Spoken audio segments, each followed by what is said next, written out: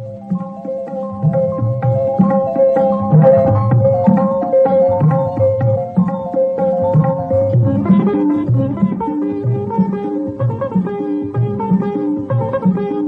कभी है धूप कभी, मौसम के है रूप कई, सबके अपने मायने है जरूरी हर रूट नई।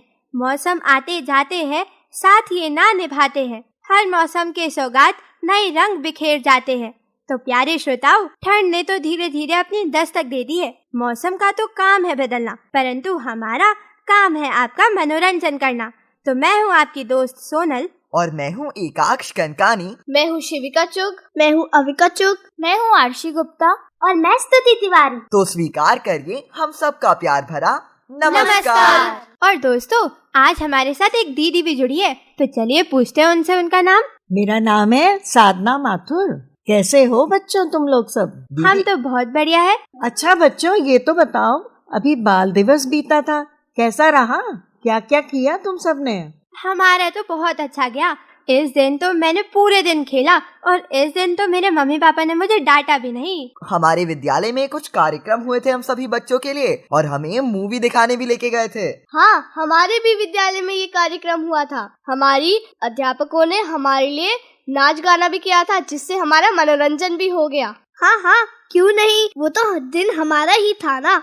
सही बात है। मैंने भी इस दिन अपने घर के आसपास पेड़ पौधे लगाए, और मैंने पूरे दिन आराम और मजे किए। अरे वाह बच्चों, तुमने तो बहुत मजे किए।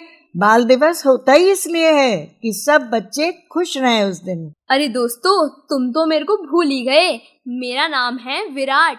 मैंने भी बाल दिवस पर बहुत मजे किए थे। और हाँ, सोनल ने एकदम ठीक बोला, उस दिन तो मम्मी पापा से डांट भी नहीं पड़ी। हमारे विद्यालय में भी एक भव्य कार्यक्रम हुआ था, जिसमें हमारे अध्यापकों ने गीत, संगीत और नृत्य का कार्यक्रम किया था। बहुत मजा आया। सोनल, तुमने शुरुआत में मौसम बदलने की बात की थी। अभी जब मैं आ रहा था, मैंने देखा चारों तरफ बहुत ही धुंध यानी स्मॉग था।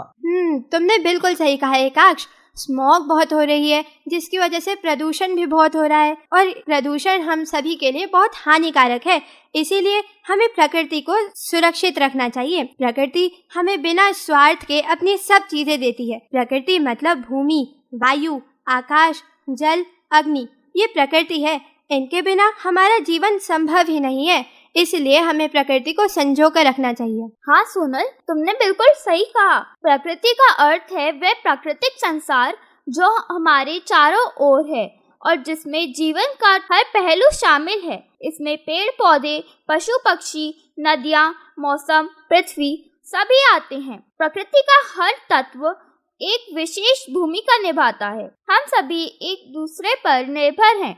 अगर हम पेड़ काट दें तो सभी का जीवन अस्त व्यस्त हो जाता है। प्रकृति का सौंदर्य का अनुभव कराती है और हमें जीने के लिए वायु, जल, भोजन इत्यादि चीजें भी प्रदान करती है। परंतु दोस्तों, कभी सोचा है, हम मनुष्य सिर्फ प्रकृति से लेते रहे हैं, परंतु कभी प्रकृति को कुछ नहीं दिया। हाँ, हमने प्रकृति में प्रदूषण जरूर बढ़ा दिया है। आज जहाँ भी देखो बस इमारतें ही इमारतें हैं। मित्रों, अभी आरशी ने बात की कि किस प्रकार पेड़ों का पर्यावरण को बचाने में एक महत्वपूर्ण योगदान है, और इसी बात से मैं आप सभी को कवि कुंवर नारायण की कविता सुनाना चाहता हूँ, जो मुझे पढ़कर बहुत पसंद आई। यह कविता दर्शाती है कि पेड़ को काटने से उतना ही दुख होता है जितना अपनों से बिछड़ने में होता है। अब कि घर लौटा तो देखा वह नहीं था, वह बूढ़ी चौकीदार वृक्ष जो हमेशा मिलता था घर के दरवाजे पर तैनात।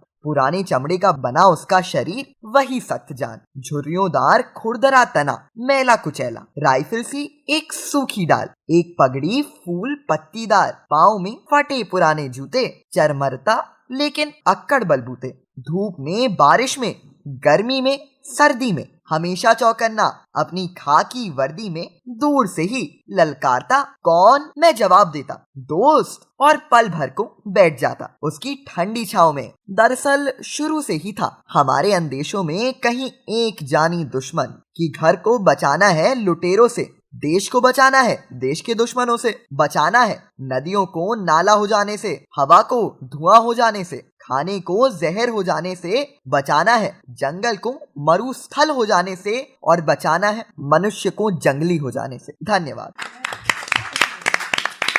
वाह एकाक्ष, तुमने तो बड़ी ही सुंदर कविता सुनाई। इसी कविता पे मुझे एक और कविता याद आ रही है। हाँ सुनाओ आरशी। हरी भरी धरती, नीला आसमान, नदी की कलकल, पवन का गान, फूलों की महक, परिंदों की उड़ान, प्रकृति के रंग है सबसे महान। सूरज की किरणें सोना बरखे, चांदनी रातें चुपके से घेरे, पेड़ों की छाया ठंडी बयार सजीव कर देती हर एक उपहार। पर्वत की ऊंचाई, सागर की गहराई, संगीत सा बजता हरियाली की रवाई। जंगल की बातें, नदियों की राह, प्रकृति के आंचल की सदा है चाह। आओ संभाले इस अमूल्य धरोहर को, सजाए सवारे इस सुंदर संसार को। प्रकृति के बिना जीवन है अधूरा, इससे ही मिलता सुख सच्चा और पूरा। धन्यवाद।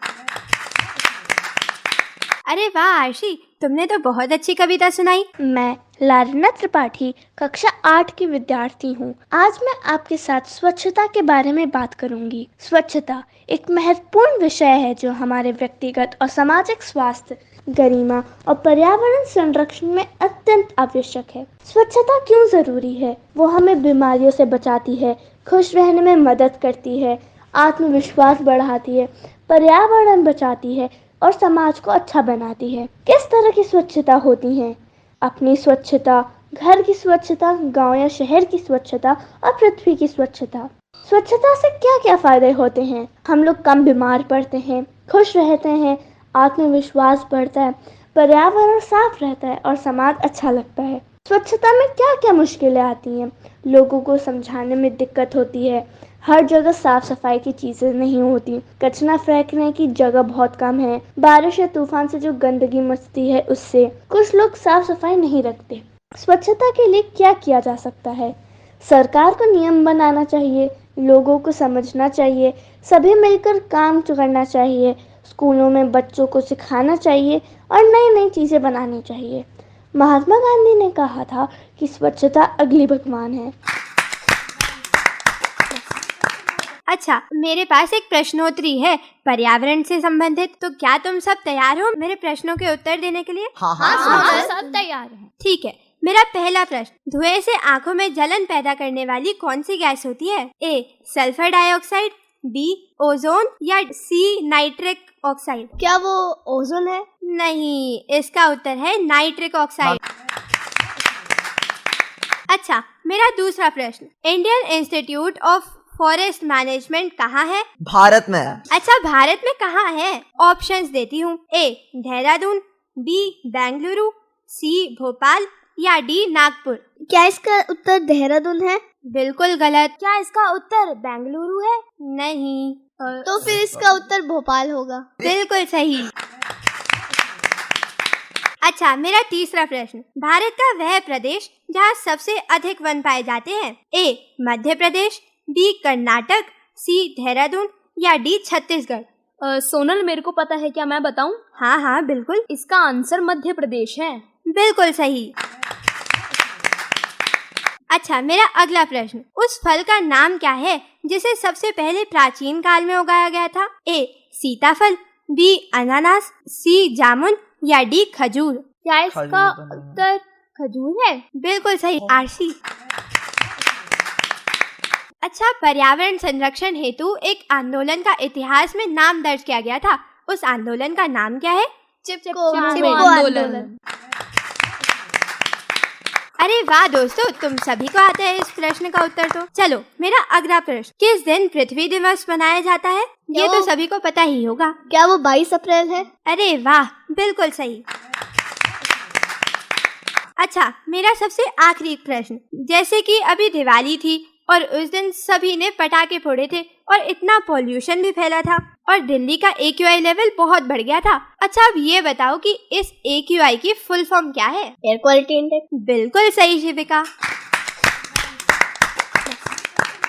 हम सभी पर्यावरण बचाने की बात करते हैं, मगर उसके प्रति कोई कदम भी उठाते हैं क्या? हाँ एकाक्ष, तुमने बिल्कुल सही कहा। जैसे कि हर सीजन अपने साथ नई खूबसूरती लेकर आता है। सर्दी में ठंडी हवाओं का मजा, गर्मी में धूप का रंग और मानसून में बारिश तो सबको ही याद होती है। प्रकृति हमारे लिए एक खजाना है, हमें इसकी देखभाल करनी है क्योंकि ये हमारी जीने की वजह है। और मैं पर्यावरण के संरक्षण के लिए कुछ ऐसे कदम उठाती हूँ। मैं प्लास्टिक की थैली का उपयोग ना करके कागज और कपड़े की थैली उपयोग करती हूँ। मैंने तो इस बार दिवाली में पटाखे तक नहीं जलाए क्योंकि मेरे को पता था कि इससे हवा प्रदूषित हो सकती है। आरशी, आपने क्या किया?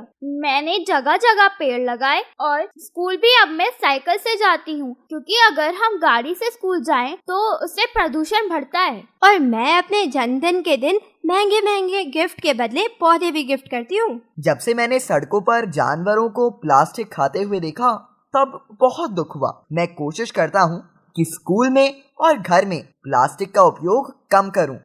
और मैं तो अपने फादर को और बाकी भी लोगों को जिनसे मैं मिलता हूँ उनको मैं ये बोलता हूँ कि रेड लाइट पे हमेशा अपना व्हीकल बंद कर रहे हैं। हमें हाथ धोते समय कम पानी इस्तेमाल करना चाहिए। अरे वाह, हम सभी पर्यावरण संरक्षण के लिए कुछ ना कुछ करते हैं। भले ये एक छोटा कदम है, पर याद रखना, बूंद बूंद से ही सागर भरता है। और क्या पता हमारी बातें सुनकर हमारे सुनने वाले दोस्त भी कुछ इस दिशा में काम करने लगे। ओहो दोस्तों, हमने कितनी बड़ी बड़ी बातें करी और बहुत सीरियस बातें भी हो गई। तो चलो अब कुछ चुटकुले सुनते हैं। पहला चुटकुला मैं सुनाता हूँ। टीचर चिंटू से पूछती है, विदेश में 15 साल के बाद बच्चे अपने पैरों पर खड़े हो जाते हैं। चिंटू उत्तर में बोला, मास्टर जी, हमारे देश में तो 1 साल के बच्चे ही भागने लगते हैं।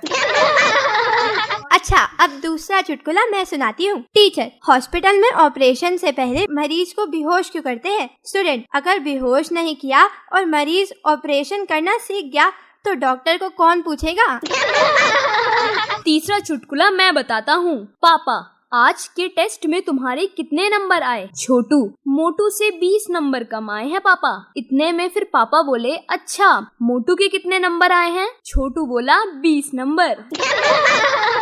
चलो अब चौथा चुटकुला मैं सुनाती हूँ। टीचर, मिट्ठू बताओ यमुना नदी कहाँ बहती है? मिट्ठू, टीचर यमुना नदी जमीन पर बहती है। टीचर, अरे ये मजाक नहीं है, नक्शे में कहाँ बहती है? मिट्ठू, मैम अगर नक्शे में बहेगी तो नक्शा तो गल जाएगा ना। अब अगला चुटकुला मैं सुनाती हूँ। पिताजी, क्यों रो रहे हो बेटा? गोलू, टीचर ने मारा। पिताजी, तुमने ही कुछ गलती की होगी। गोलू, नहीं पापा, मैं तो बस आराम से सो रहा था। टीचर, भाईचारा शब्द से वाक्य बनाओ। चिंटू, मैम अभी लो। मैंने एक दिन दूध वाले से पूछा कि दूध इतना महंगा क्यों हो गया है?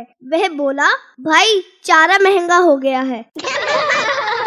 अच्छा, अब मेरी बारी। गप्पू, आज तू आंगनबाड़ी क्यों नहीं गया? पप्पू, कल गया था तो वहाँ मुझे तौल रहे थे, क्या पता आज बेच दे।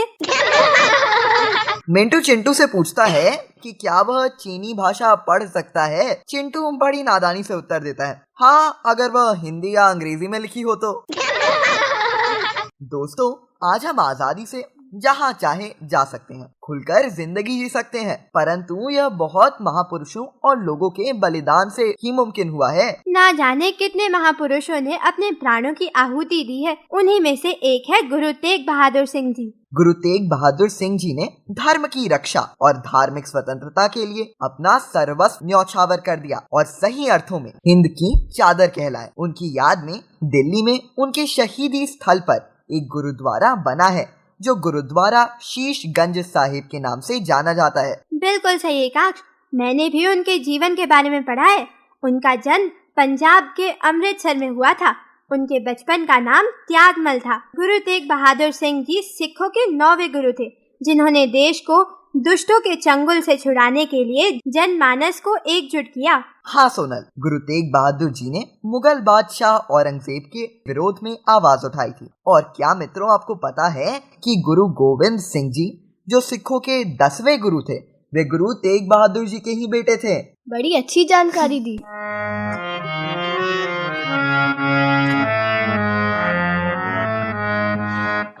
मेरा पिता तू है मेरा माता, मेरा पिता तू है मेरा माता, तू मेरा बंधक, तू मेरा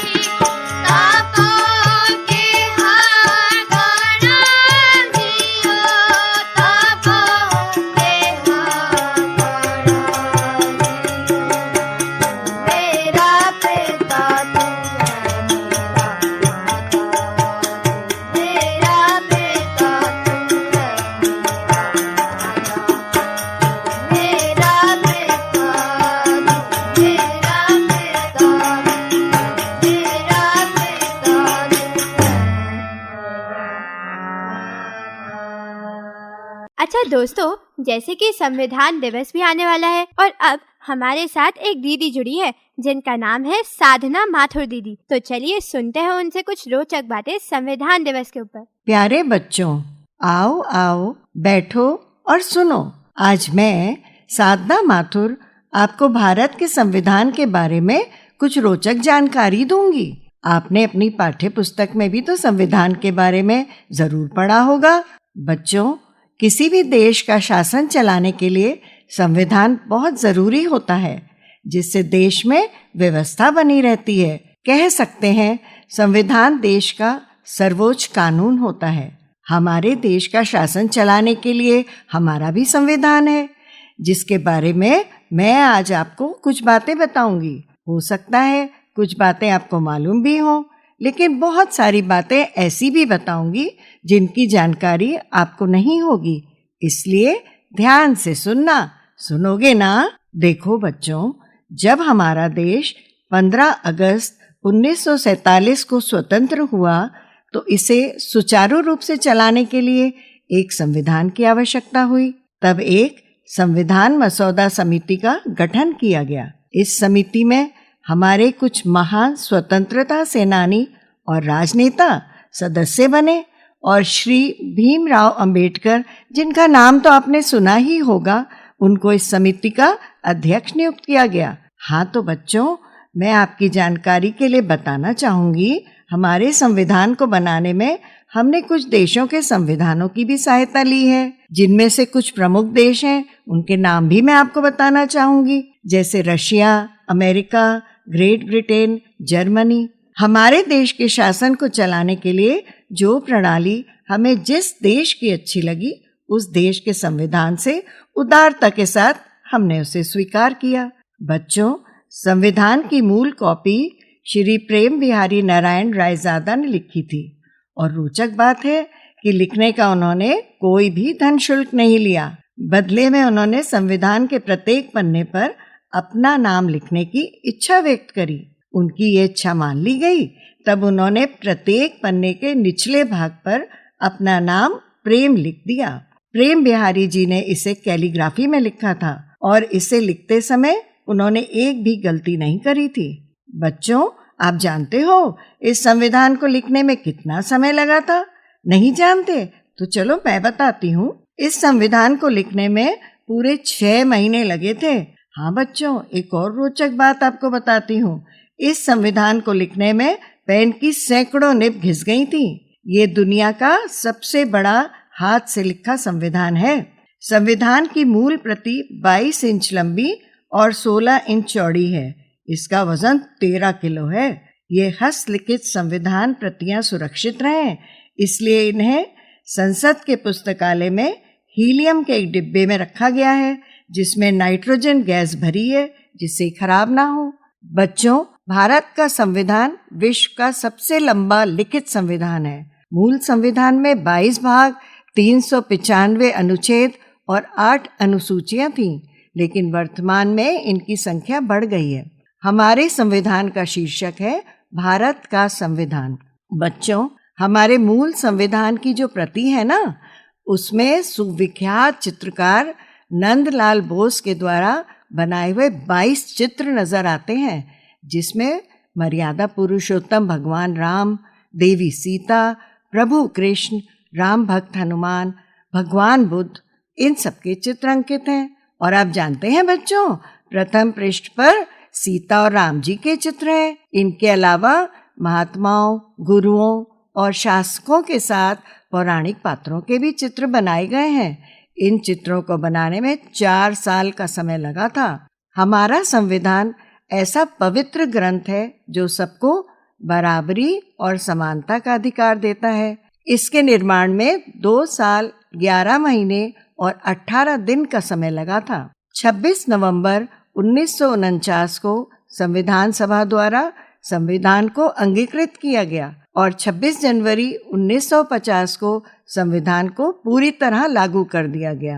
प्रत्येक वर्ष 26 नवंबर का दिन हम संविधान दिवस के रूप में मनाते हैं और 26 जनवरी का दिन तो आप बच्चे जानते ही हैं हम किस रूप में मनाते हैं। जी हाँ, हमारा राष्ट्रीय पर्व गणतंत्र दिवस, जिसे आप रिपब्लिक डे भी कहते हैं। अरे वाह, रिपब्लिक डे सुनकर सारे बच्चों के चेहरे पर मुस्कान आ गई। हाँ बच्चों, भारत के संविधान की प्रस्तावना विश्व में सबसे अच्छी मानी जाती है। प्रस्तावना ये घोषणा करती है कि संविधान अपनी शक्ति सीधे जनता से प्राप्त करता है। इसलिए यह हम भारत के लोग इस वाक्य से शुरू होती है। हमारे संविधान में राष्ट्रपति, कार्यपालिका, न्यायपालिका, संसद, निर्वाचन केंद्र और राज्यों की शक्तियां इत्यादि के बारे में तो है ही, लेकिन इसके अलावा वो सब कुछ है जो एक सम्मानजनक जीवन जीने के लिए व्यक्ति को चाहिए। अब जैसे भारत के हर नागरिक को कुछ अधिकार भी मिले हैं तो कुछ कर्तव्य भी मिले हैं, जिससे समाज में संतुलन बना रहे और एक सुदृढ़ और स्वस्थ समाज की बनावट सुनिश्चित की जा सके। आप बच्चों को भी शिक्षा और शोषण के विरुद्ध अधिकार मिला है। प्यारे बच्चों, चलते चलते यही कहना चाहूंगी, हमारा संविधान हमारी रक्षा करता है, हमें भारत के नागरिक होने का गौरव प्रदान करता है। हमें संविधान की गरिमा का ध्यान रखना चाहिए। अरे वाह दीदी, आपने तो बड़ी अच्छी जानकारी दी। ये सुनकर तो हमें बहुत मजा आया। तो चलिए अब तेनालीराम की एक कहानी सुनते हैं कादम्बरी दीदी से।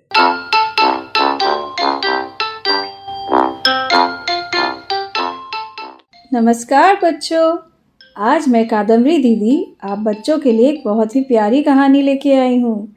ये कहानी है तेनालीराम की। तेनालीराम राजा कृष्ण देव राय के दरबार में एक बहुत ही समझदार, बुद्धिमान और हाजिर जवाब दरबारी थे। वह अपनी हाजिर जवाबी से सबका मन मोह लेते थे। तो चलो हम अपनी कहानी शुरू करते हैं। ये कहानी है एक जादूगर की और उसके घमंड की। तो एक बार की बात है, राजा कृष्ण देव राय के दरबार में एक जादूगर आया। उसने बहुत देर तक हैरत अंगेज जादू करतब दिखाए और पूरे दरबार का मनोरंजन किया। पर जाते समय उसने ढेर सारे उपहार लिए और अपनी कला के घमंड में सबको चुनौती दे डाली। क्या कोई व्यक्ति मेरे जैसे अद्भुत करतब दिखा सकता है? क्या कोई मुझे यहाँ टक्कर दे सकता है? इस खुली चुनौती को सुनकर सारे दरबारी चुप रह गए। परंतु तेनालीराम को इस जादूगर का यह अभिमान अच्छा नहीं लगा। वह तुरंत उठ खड़े हुए और बोले, हाँ, मैं तुम्हें चुनौती देता हूँ। जो करतब मैं अपनी आंखें बंद करके दिखाऊंगा वो तुम अपनी खुली आंखों से भी नहीं कर पाओगे। बताओ, क्या तुम मेरी चुनौती स्वीकार करते हो? जादूगर अपने अहम में इतना अंधा था, उसने तुरंत इस चुनौती को स्वीकार कर लिया। तब तेनालीराम ने अपने रसोइये को बुलाया और अपने साथ मिर्ची का पाउडर मंगवाया। तेनालीराम ने अपनी आंखें बंद की और उन पर एक मुट्ठी मिर्ची का पाउडर डाल दिया। फिर थोड़ी देर में उन्होंने उस मिर्ची के पाउडर को छिटक कर कपड़े से आंखें पोंछ ली और अपने मुंह को शीतल जल से धो लिया। फिर जादूगर से कहा, अब तुम्हारी बारी है, अब तुम ये करतब करके दिखाओ अपनी खुली हुई आंखों से। जब घमंडी जादूगर ने देखा कि उसको अपनी खुली आंखों पर मिर्ची डालनी पड़ेगी तो वो घबरा गया और उसे अपनी गलती समझ में आ गई और उसने तब सबसे माफ़ी मांगी और हाथ जोड़कर राजा के दरबार से चुपचाप चला गया। देखा बच्चों, तेनालीराम कितने बुद्धिमान थे और अपनी बुद्धिमानी से उन्होंने उस जादूगर का घमंड को चकनाचूर कर दिया। तो कैसी लगी आपको मेरी ये कहानी? आशा करती हूँ आपको पसंद आई होगी। फिर मिलेंगे। धन्यवाद।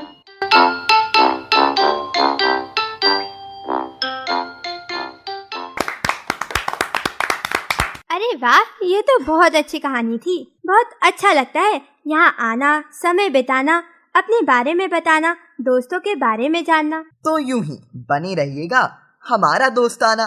तो फिर से आने के लिए पड़ेगा हमें जाना। तो मैं थी आपके साथ सोनल और मैं था एकाक्ष। तो दीजिए हमें इजाजत। जय हिंद।